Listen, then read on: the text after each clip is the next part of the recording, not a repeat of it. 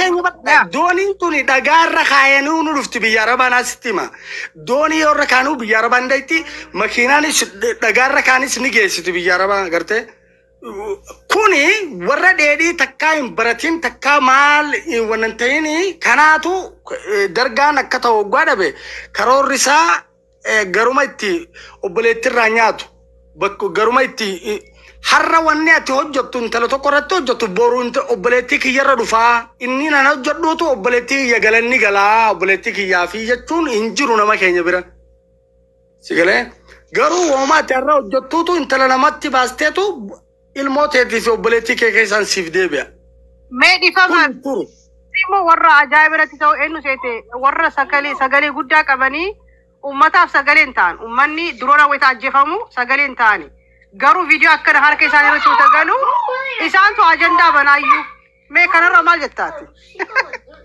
Bareedduu teenya laal meerra baay'ee dhiira teenya mee laalaa isin amma dhugaa rabbitti mana shamarran xiqqishoo fuula qaban jiran bakka sani deemu achumatti ajandaa adda addaa uumanii achumatti isumaa wajji kooflanii maal jaanii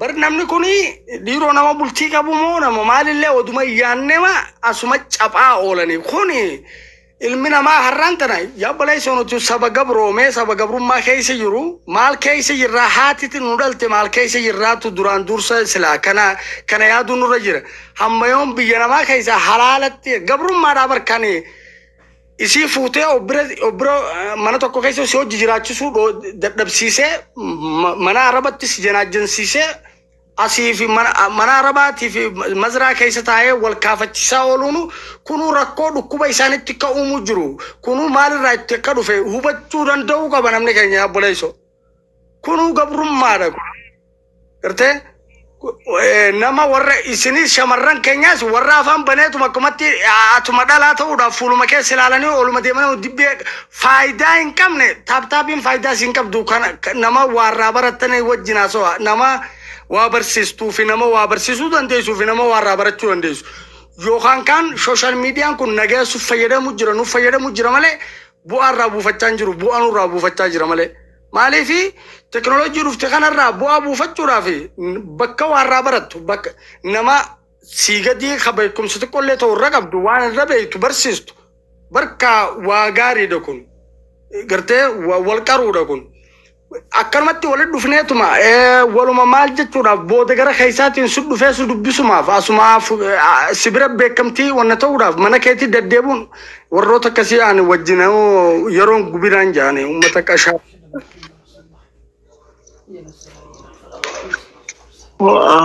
السلام عليكم. السلام ورحمة الله وبركاته.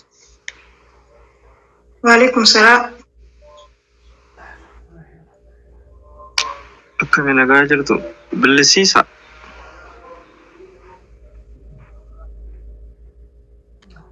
بالسيسا رام. كيف أنا ما؟ أو أنا تاتي كان وامت. بليس بنيرة وامت جردي. مالك إيه نمالي؟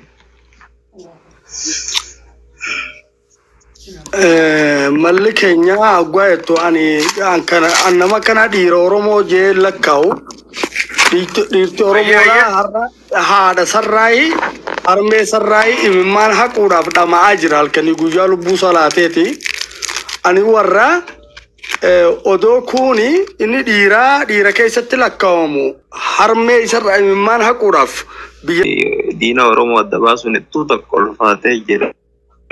Amma zaman kana keessattuu zamana miidiyaan dhuunfaa babal'ate kana keessatti namni tokko maaliif ka biyyatti gartee maatiin isaatii fi innis jireenyi akkam keessa akka jiran jireenyi ulfaataatti ta'e yookaan jee tokkotu ogguu biyya namaa dhaqee telefoona bitatee namarratti bobba'u.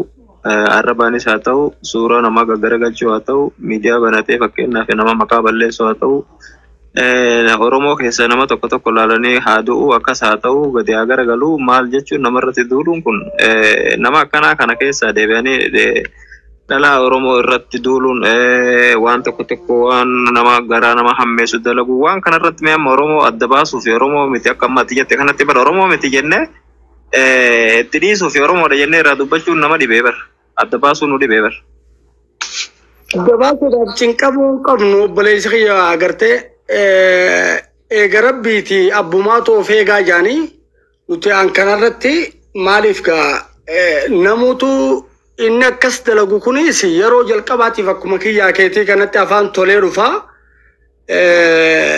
namni kun har'a waan gaarii haasawee kanaafuu nama gaariidhaa jettee shamarran keenya itti murteessanii dabarsanii of kannuun qabanii kanaafuu shamarran keenya yeroo waa jaalachuun ni jira garuu jaalala kana jaalachuu dura maal egartee jaalalli isaa kun maaliif akka deemu dura mizaana firraa kannaa fi yoo wajjin jaalala dhugaa saniif ka deemu teelle inni jaalala dhugaatiif deemu gaafuma hudduu kee suuraa kaasinatti ergi jiru gaafasuma jaalalarraa bahuuf deemaa jaati jala farramaadha ofirraa dhaabuu danda'aadha.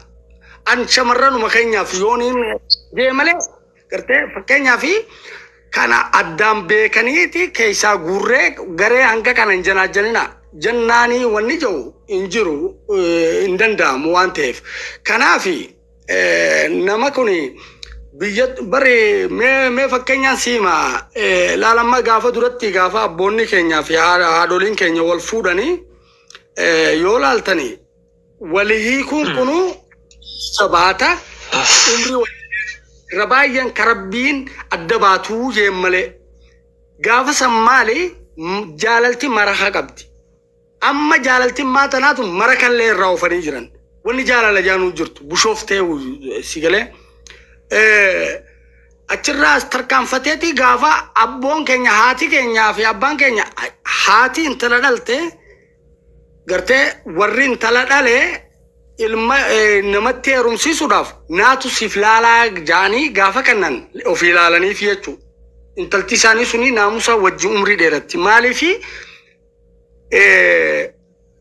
maal laalan gartee jabeenya lafee warra isaan saniiti warra gurbaa sanii irraa madaalanii waan beekaniif isaan sanii kennan warri sun warra akkasiiti yaanii.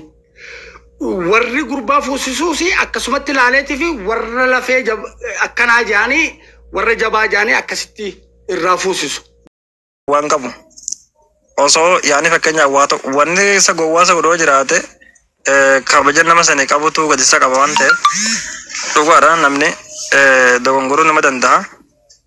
Ani garuu osoo ishiin mana banattee akka feete nu arrabsite innillee nan dhukkubu beetta. Ka barbaachisaa ta'e ilmaa giiftii biraatuun kennaaf beetta.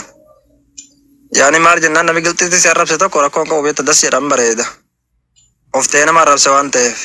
Garuu ummata wallaalaa ummata jiruun irraa wallaale jiruu irraa wallaalee kan haadha eessa akka jirtu abbaan eessa akka jiru kan hin dagatee akkasumaan kanarra yaa'eetuma ajandaa barbaadu hunda isaa waliin guurratte isa kun Faransii keessaa isa kun Jarman keessaa isa kun eessa keessaa hunda walitti guurte ummata dhamaa gommaa makiinaa jijjiiratu hin dandeenye walitti guurte garuu akkasiin nu arrabsiisuun ishii baay'ee namatti dhaga'ama. Sanuu nuti ilmaan Oromoo sanuu immoo ijoolleen nama dhiiraa jechuudha. Santu hedduu nu gube. Maaliif akkasitti waan san gajjabeessitee ilaalte yoo jettan taate. Kootu seenaatti namni taaptaabuun godhanii. Mucaa. Haasa sanyi. Kootu seenaatti yoo seente.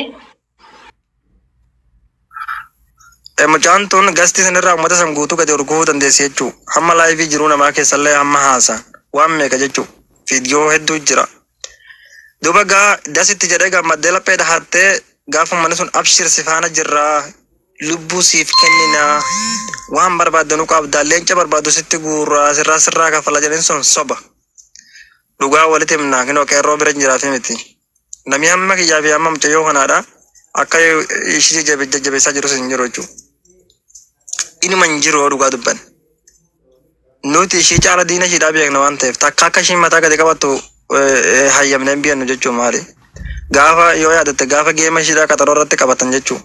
Waan meeqaan doorsisaa turan jechuu keessan feemisoota nuti leenci keenya hangas gahaa nuti qofaa taane gaafa himimaan buusaa turte nama 5,000 irratti himimaan irraa haqaa turre jechuudha. Kun hundi garuu hudduun hanga feete yoo dhuufaa oolte galatan qabdu beektaa. Akkas taane malee har'a silaa nuti nama ittiin dhaadatamu ture beektaa. Nama immoo ittiin laphee dhahatamee itti dubbatamu malee. Erga dhusi galchaa neetworkii keetti dadhabaadha. Haa ta'u immoo erga ta'e erguma ta'e immoo obboleeyyan kiyya dubbiin kun hanganan gaasiyeene rakkoo uumamee jira mucaan kun hanga fedhaa ta'u